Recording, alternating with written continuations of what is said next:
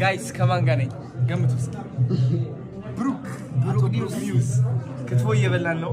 ክትፎና መረቅስ ጋዝ ላይ ነው የሚባለው። ጋዝ ላይ ታበደ በቀዩ ጋዝ ላይ ከክትፎ ጋር ኦልራይት እንቀምሰዋለን። ይበላል። ሌትስ ጎ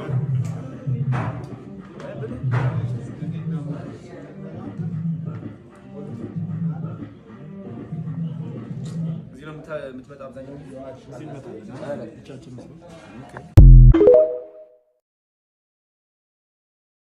ሎተሪ 1 ሚሊዮን ብር ደርሷ ፍቅረኛ ማንኪያ ብትውጥና ለሕክምና 1 ሚሊዮን ቢባል ትሰጣታለህ?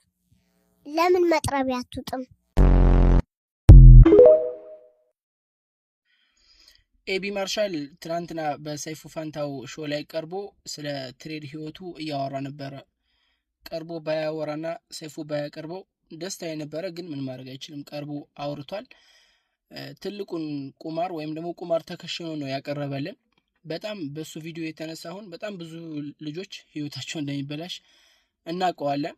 ምናልባት የሰይፉ ቪዲዮ 1 ሚሊዮን እይታ ቢያገኝ ከ1 ሚሊዮኑ 95% የሚሆኑ ሰዎች ከሳሪ ናቸው። 5% ደግሞ ያው ትራፊ ፕሮፊት ላይ የሚሆኑ ሰዎች ይሆናሉ። እኔ አሁን ትሬዲንግ ማነው ፎሬክስ ቁማር ነው ምናምን ብዬ ስናገር ከመሬት ተነስቼ ዝም ብዬ ማወራ አይነት ሰው አይደለሁም። በማስረጃ ማወራ ሰው ነኝ። ትሬደር ላይ ትሬድ እያደረኩኝ አመት ከምናምን ወደ 2 አመት አካባቢ አመት ከምናምን ሆኖኛል። በትሬድ ህይወቴ በጣም ብዙ ገንዘቦችን አጥቻለሁኝ። ያው ማንኛውም ትሬደር እንደሚሆነው ብዙ ነገር ሆኛለሁኝ። ይሄን ስናገር ያው ትሬደሮች ታውቃላችሁ ይገባችኋል ብዬ አስባለሁኝ። ወደ 8 ሚሊዮን አካባቢ ኢትዮጵያ ብር ጨርሻለሁኝ በትሬድ ህይወት ላይና ያው ያንን ብር በስፖት እያስመለስኩት ነው እንደምንም ብዬ። ግን ይሄንን ህይወት ሌላ ወጣቶች እንዲደግሙት አልፈልግምና መናገር አለብን ግዴታ። ኤቢ ማርሻል ወጥቶ ሰይፉ ላይ እንደተነገረው ከፍ ባለ ሁኔታ ደግሞ ይሄን ነገር ተቃራኒ ሐሳቦችን ማንሳት መቻል አለብን ግዴታ። ጥሩ ተነስቶ አይሆንም ጭራሽ እና ይሄን ነገር በሰፊው ዛሬ ስናገር ያው ምናልባት የሚከፋችሁ በጣም ብዙዎች አሉ። ኮሜንት ላይ የሚንጫጫ ብዙ ሰው ይኖራል። ግን ማድረግ አይቻልም እውነታውን መጣስ ስለማንችል ማለት ነው። በሰፊው ዩቲዩብ ላይ ሸረፍ ሚዲያ ቁጥር 1 ላይ ስለ ፎሬክስ በሰፊው አውርቻለሁኝ። እኔ ቁማር ነው ያልኩበት ሁኔታ እዚህ ላይ ግን ባጭሩ ለመጥቀስ ያክል አንደኛ ገና ፎሬክስ ከስሙ ከስያሜው ጀምሮ ገና ፎሬክስ ምንድነው ብለን ስንማር ወይም ኮርስ ስንወስድ ከዛ ጀምሮ ነው ስተት የሚፈጠረው። ፎሬክስ ሲባል ኤክስቼንጅ የአንድ ሀገር ከረንሲ ወደ አንድ ሀገር ከረንሲ ኤክስቼንጅ ነው ተብለን እንማራለን። ግን ምንም አይነት ከረንሲ የለም እዛ ላይ ምንም አይነት ምንገዛ ወይም ደግሞ እጃችን ላይ የሚገባ ከረንሲ የለም። ይሄን ወቁ። ውርር እና ያዝ ነው ውርርድ። የሆነ ሀገር ብር ከሆነ ሀገር ብር አንፃር ይወርዳል ወይም ይወጣል ብለን እኔ ገባለሁኝ፣ ያንኛው አካል ደግሞ በእኔ ተቃራኒ ሐሳብ ይገባል። ወይ እኔ የሱን ብር እበላለሁ ወይ እሱ የኔን ብር ይበላል። ይሄ ግልጽ ነገር መታወቅ መቻል አለበት። ሶ በዚህ መካከል ብሮከር አለ፣ አቋማሪ ድርጅት አለ። የአቋማሪ ድርጅት ሁለታችን ያገናኘናል፣ እሱ ኮሚሽን ያገኛል። እንደሚታወቀው ቁማር ደግሞ ቤቱ አይበላም፣ አቋማሪው አይበላም። ያው የሚበላው ቆማሪው ነው እንጂ አቋማሪው አይበላምና በዚህ መካከል ብሮከሩ ኮሚሽን ይወስዳል። ሶ ስለዚህ እኔና አንተ ውርር ነው እንጂ ያዝ ነው ጋምብል ነው እንጂ ያዝ ነው እኔና አንተ የሆነ ትልቅ ስራ እየሰራ ምናምን እንዳልሆነ ማወቅ መቻል አለባችሁ። ይሄ ሲባል አሁን ቀጥታ የምታነሱት ወይም ኮሜንት ላይ ገብታችሁ የምጽፉት ነገር ምንድነው? ጋምብሊንግ እኮ ስትራቴጂ የለውም። ይሄ እኮ በስትራቴጂ የሚሰራ ስራ ነው። ፋንዳሜንታል ምናምን ነገራቶችን ተሰርቶ ቴክኒካል ምናምን ነገራቶችን ተሰርቶ ግራፉን አይተን ምናምን የሚሰሩ ነገራቶች ናቸው ብላችሁ ልታወሩ ትችላላችሁ። ስትራቴጂ የትም ቦታ አለ። ይሄን ማወቅ መቻል አለባችሁ። ስትራቴጂ ግዴታ ትሬድ ላይ አይደለም ወይም ፎሬክስ ላይ አይደለም ያለው። ስትራቴጂ ቤቲንግም ላይ አለ። ይሄ ግልጽ ነው። አንድ ሰው ቤቲንግ በሚቆርጥበት ሰዓት ማንም ቡድን ነው የሚደግፈው፣ ስንት ተጫዋቾች አሉ አሁን ላይ እየተጫወቱ ያሉ፣ ጉዳት ላይ ያሉ ተጫዋቾች ምን ያህል ናቸው፣ ማን ይሰለፋል፣ አሰላለፉ እንዴት ነው፣ በሜዳው ነው አይደለም ምናምን የሚሉት ነገራቶችን ስትራቴጂውን የራሱን ስትራቴጂ ሰርቶ ነው የሚገባው። ሶ ሌላም ቦታ ስትራቴጂ አለ። ሌላም ጋምብሊንግ ነገራቶች ይሄ ምናልባት ሰፈር ላይ እንደዚህ የተዞረ እየተመታ እንደዚህ የሚወጣው ካልሆነ ያ ብቻ ነው በደለ እንጂ ሌላው ስትራቴጂ ተሰርቶ ነው ጋምብል የሚደረገውና ስትራቴጂ ስላለው ብቻ አንድ ነገር ጋምብል ሊሆን አይችልም። ማነው ከጋምብልነቱ አይወገድም። ጋምብል መባሉን አያስቀረውም።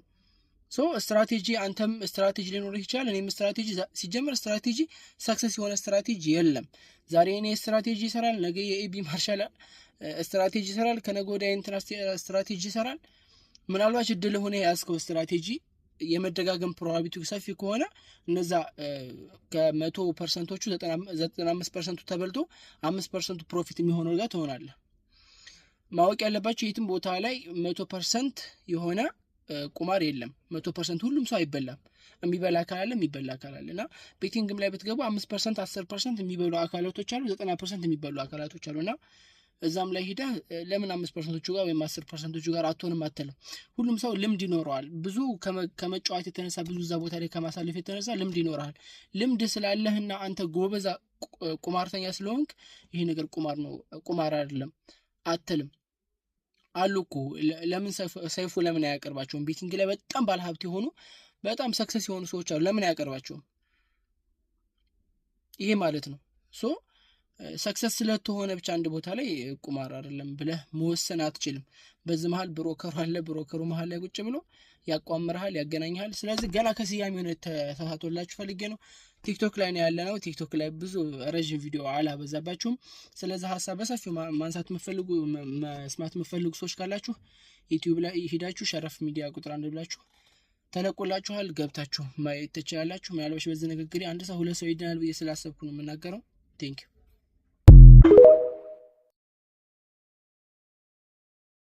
ወንድ ልጅ ቤት የምታጸዳ ሴት እፈልጋለሁ። ኦኬ። እና ማን ሰነፍ ሴት ይወዳል? ማን ገልቱ ሴት ይወዳል እንዴ?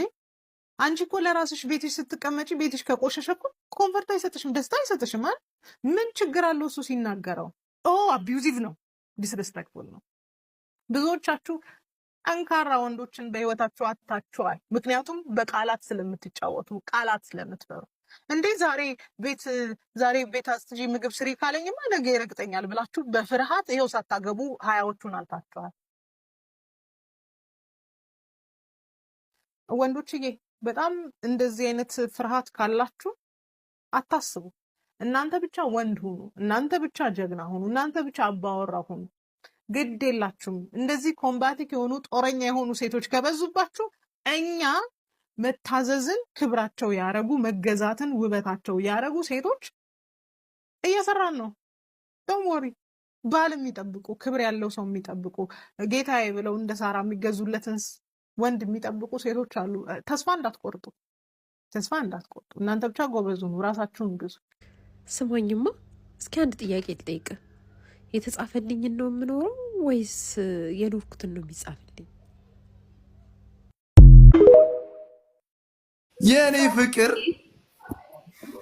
ችልስ ታውቂያታለሽ?